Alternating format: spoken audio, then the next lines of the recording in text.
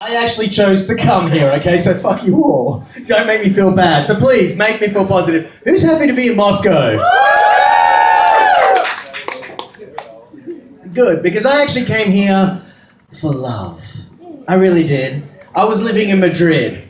I was living in a house with a jacuzzi, a sauna, a massive fucking terrace, and I chose to come here for her.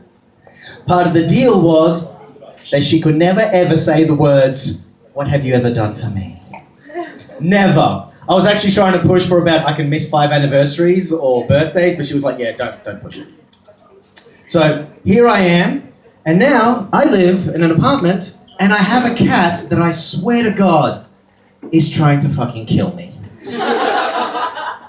Okay, slight exaggeration, I admit. It's not my cat, it's her cat. But it looks at me. Like you sit down and watching television, I'm playing computer game, whatever, and it's just sitting there in the corner. I can slit your throat whenever I want. At some point, you must sleep. I don't. Fucking hell, this thing hates me. And I think part of that is because of the fact, the reason why I have this paranoia is because I am Australian, right? But actually, I am Spanish Australian. My family is Spanish background, but I grew up my whole life in Australia. And in Australia, we have a different mentality when it comes to animals. And I'll kind of explain with my first story. You see, when my parents first moved to Australia, they were like typical Europeans, you know. They'd live in a civilization for thousands of years. They've dominated the lands, you know. Animals, they're all gone. But does anyone know what the animal for Madrid is? Does anyone know what the emblem of Madrid is? Anyone have a clue? Bear. No, not a bull. That's just Spain in general. It's a bear. Yeah, it's a bear. There's no fucking bears in Spain. There were, but we killed them all. You know, fuck them. Dead. So, you know, this is typical of Europe. Europeans are just very much like, we own this land. We can do whatever the fuck we want with it. And my parents had the same mentality when they went to Australia.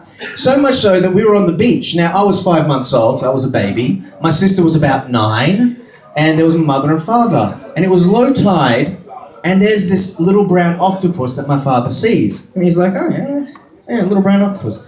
And all of a sudden, this bright blue colour starts just popping off it. The most amazing blue my father has ever seen. He's like, holy shit, I want to put that in a tank. I want to make that my pet. And he convinces all of us to chase it. And we're grabbing it, we're popping, and the thing's between our hands. I'm slapping it. I'm a little baby. My mother's trying to catch it, my sister's trying, my dad's trying to, but we didn't. The little bastard escaped. But the whole time, blue spots. Then about a year later, my father's sitting on the couch, and he's watching a documentary about the most dangerous animals in the world. All right, he's watching it, he loves his documentaries. He's like, yeah, cool. And then all of a sudden along comes this little brown octopus on the screen. And he goes, "Ugh!" And my mother hears it, she walks in and she's like, what's wrong, Frank? And he's like, She's like, what? Oh, that's that brown octopus that we were trying to catch a year ago. And yeah, it shows it and it says, when the blue-ringed octopus gets pissed off, agitated, or just angry, it will start popping off these blue rings, which are beautiful, but are a warning sign that it will bite you. And if it bites you, it can kill an adult, grown man, muscular man, in 5 minutes. My dad's looking at it going, mm-hmm. He calmly stands up. My mum's like, isn't that the octopus? My dad's like, He just walks down the hallway, calmly, casually, goes into the bathroom, lifts the toilet lid. Holy fuck, I almost killed my whole fucking family. All because he wanted to put an octopus in a tank. So that was the major lesson that he learned, you know, that in Australia, you just don't touch it. If you don't know what it is, don't touch it, all right? I unfortunately was a baby when this lesson was passed on, so I kind of skipped it, you know, I don't remember it. So as a little boy, I'm playing in my living room and there's this lovely little caterpillar you know, and it's rare. It's yellow and black. I still remember it, and it was furry. It was really cute, and I was like, oh, you don't ever have to become a butterfly. You can stay as a caterpillar. You're beautiful. Look at you, and it's crawling along. Aww. 10 minutes later, I run into the kitchen with my pants around my ankles, and I'm going, Mom! And my penis is swollen and red, massive. And my mum looks at me and she just goes, oh, Jesus Christ, Dad, put some pants back on. I'm like, oh, but look! She goes, yes, you're your father's son. Lucky you. Nice to see. But quit showing off, put the pants up. I'm like, no, it's burning. She's like, what the hell? Why? And we went to the doctors and the doctor was like, well, what did you do before? I was like, I scratched my balls. He's like, okay, what did you do before that? I played with a caterpillar. Wait, was it furry? Yes. Here's some cream. You have to rub that on your junk for the next week. And before any Russian guys start thinking, wait, what kind of caterpillar? Can we import it? It burnt like fuck, okay? It was like sandpaper on your penis. Like, really, do not recommend it. But this is what happens with the damn caterpillar. But it's not only that. Even when you go to the fucking toilet, it's dangerous. I once went to the toilet. I walked in. I pulled down my pants. I lifted the lid. Next minute, there is a red-backed spider. Now, these are one of the most dangerous spiders, one of the most poisonous spiders in the world. And they love to live in toilets. So all of a sudden I start running backwards, I trip because my pants are around my ankles again, and I fall over and I do my, the call of safety. Mom! She comes running in, I'm grabbing my penis, and she's going, oh, what the fuck did you do this time? What did you touch? Really, you gotta stop touching your dick, David, really, seriously. I know you're experimenting, but, And I'm like, no, I'm just trying not to piss myself because I fucking fell over. Well, she goes, what? I'm like, it's a spider. She's going, oh shit, crap. Grabs a shoe. All right, take a shit. Go for it. I'm like, oh God, great. And this happened more than once. And eventually I learned to kill them myself, but Jesus. I mean, you just can't do anything. Even coming home from school, my sister and I rode home. We get there. Once again, one of the most dangerous fucking snakes in the world is between us and the back door. It's in our yard. We sit there going, oh, for the love of God. Another one. Yeah, another one. Why? Every day. And we go, you, me? Oh. Okay, I'll do it. Mom! She comes walking out. What is... Oh. And she runs away. We're like, great parenting, Mum. Yeah, very protective. Very nice. But then she comes back with a shovel, and this time she's all, keep away from my children.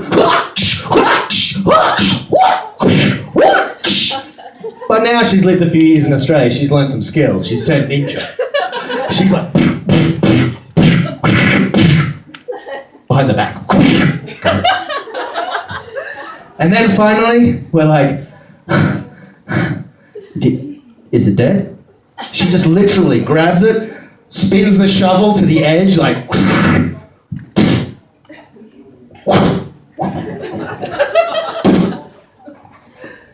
it is now. And I made banana and peanut butter sandwiches. They're in the kitchen. And your father and I found a bunch of mangoes on the side of the road. Free. Whole table's full. Knock yourselves out. And my sister and I went, cool, yeah! Because by now you're fucking used to it, all right? 10 years in this country, you're just used to the idea that everything can kill you. By now I'm walking into toilets, it's like there's 3 redbacks. Hey guys, how's it going? How you been? If you guys could just move, no? Do you want to move here, grab a cup? There you go, 1, 2, 3. One of the most poisonous creatures of all time, whatever. There you go, piss off. Gotta take a shit. You know, you kind of get used to it. You get so used to it that my father one day, I get up for school, my dad goes, "You're not going to school today." "Why not?"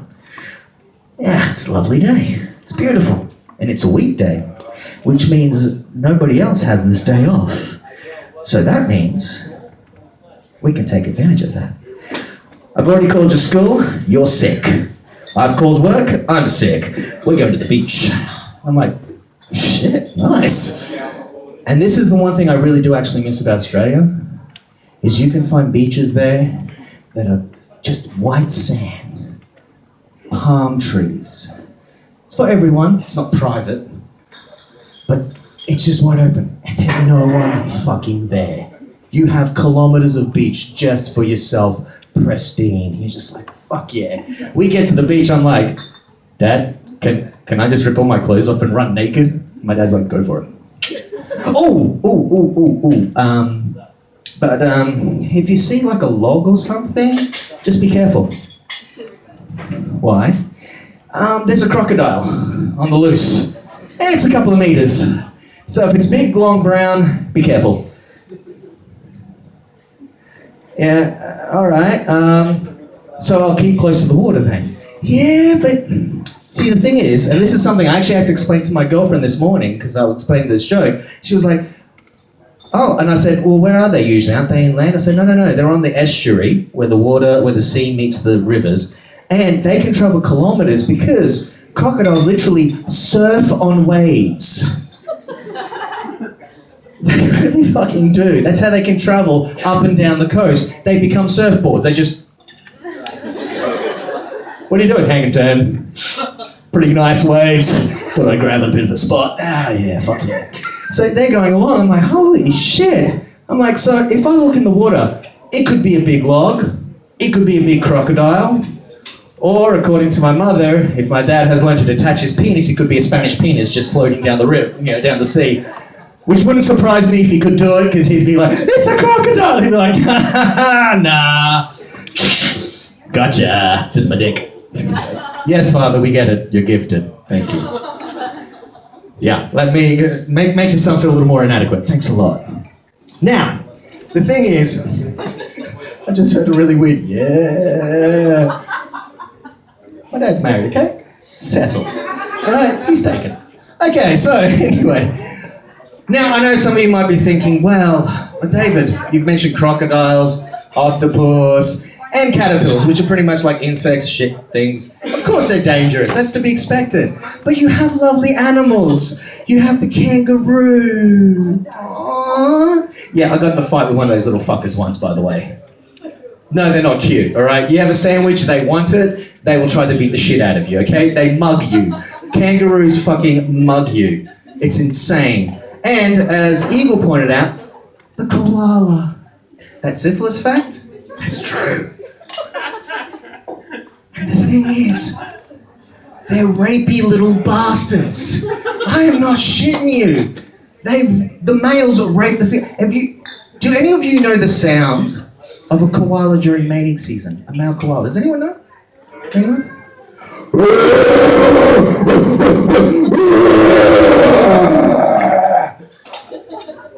They are the lead singers of a death metal band.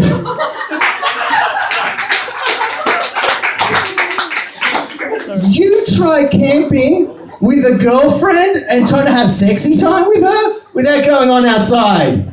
You know? Hey, babe, do you wanna, maybe I can go down on you, maybe you can go down on me, or we can maybe finally try some anal. Or maybe not, whatever, we could just cuddle. Shit. Complete mood killers, little bastards. And they are full on rapey. Now, the thing is, the one time I've seen the koala up close was at a zoo. Now I figure at a zoo, they're domesticated, they're used to humans, everything is fine. They're okay. They're calm. I mean, let's face it. Look at a koala.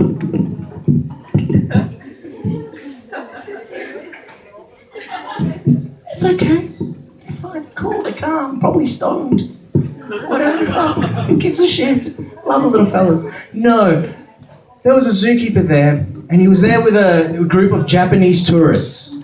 And oh my God, that was the best. I was there with my mum and dad.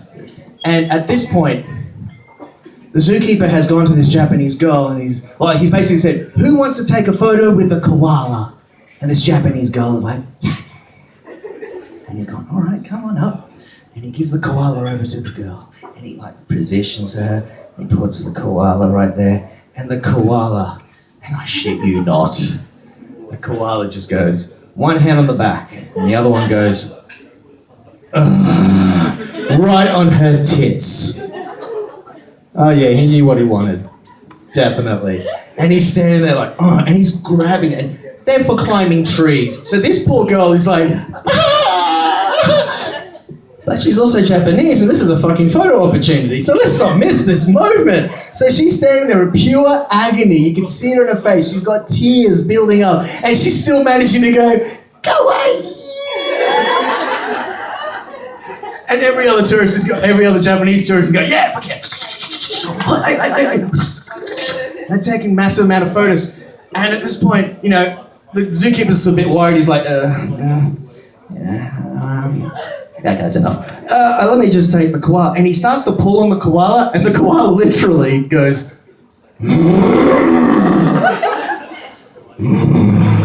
which I can only translate as, fuck off. These are my tits. You get your own fucking perky pair.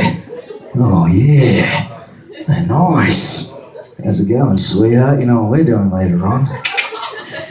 And like the guy starts prying the hands off, and he's finally got the koala who's like this, but he's still got the legs going like, I can still do her. Fuck yeah, I still got her. Oh, Jesus Christ. Finally pulls it off, and the best part is he looks over and he says, who else wants a photo with a koala?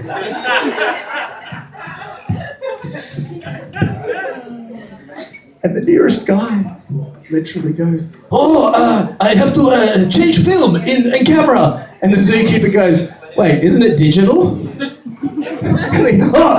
Must read the instructions. And they just piss off. All of them are like, oh, fuck that, we're out of here. So this is why I honestly believe that, like, when I was a little boy, I started reading the Bible. And being in Australia, I started reading it and I realized, yeah, this book was written in a civilized world. It was written in a world where humans obviously had dominion, because that's how it starts, right? It says, God created the world. He created the animals.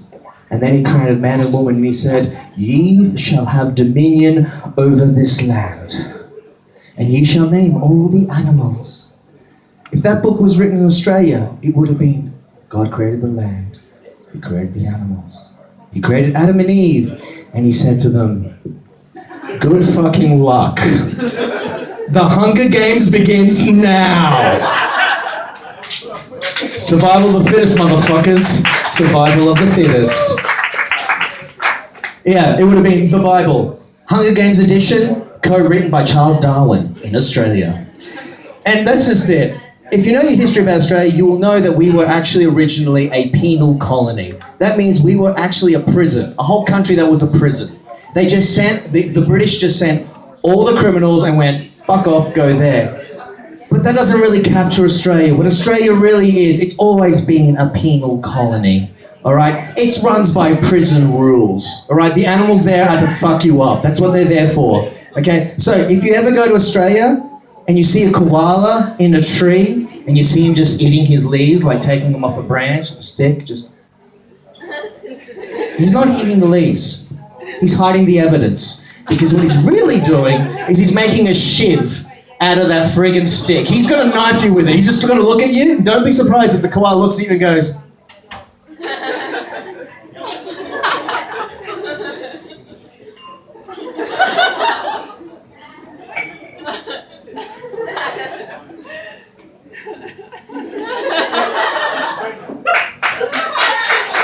Thank you very much. Have a lovely evening.